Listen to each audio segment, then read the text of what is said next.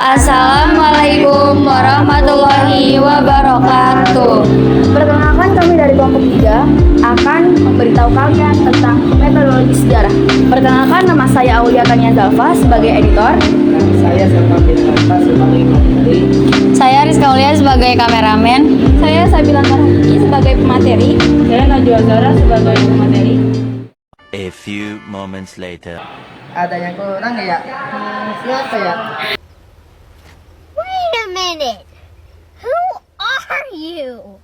Oh iya, Novel kan di kamar mandi.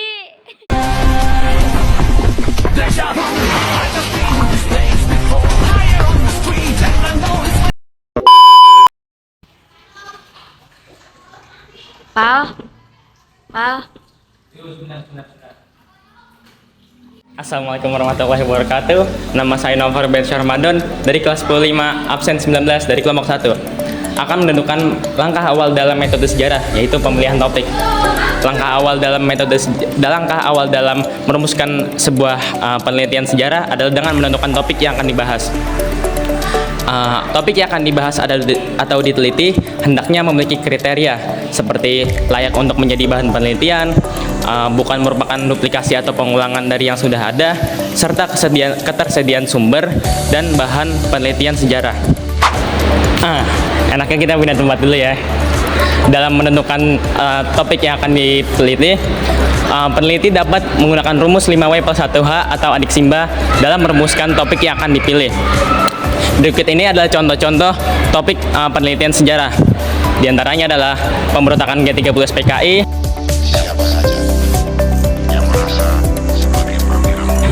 proklamasi kemerdekaan Indonesia, dan Bangsa Indonesia dan lain sebagainya. Yang kedua adalah heuristik. Heuristik adalah suatu kegiatan yang mencari, menemukan, dan mengumpulkan segala data.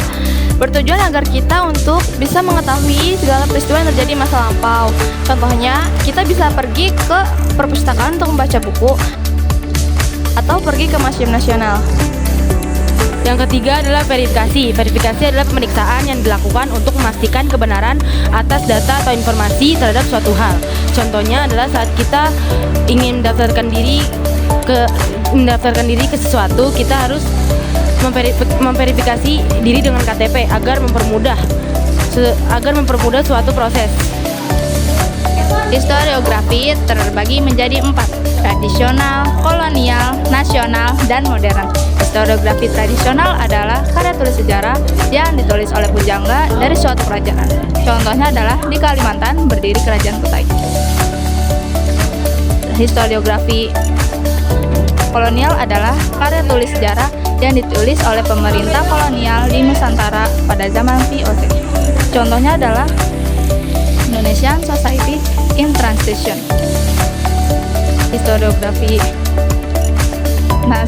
modern adalah karya tulis sejarah yang ditulis oleh penulis atau sejarawan dengan metodologi kritis dan modern. Contohnya adalah pemberontakan petani Banten. Dan terakhir adalah historiografi nasional. Historiografi tradisional nasional adalah karya tulis sejarah yang di dalamnya terdapat kehidupan bangsa Indonesia sepanjang masa.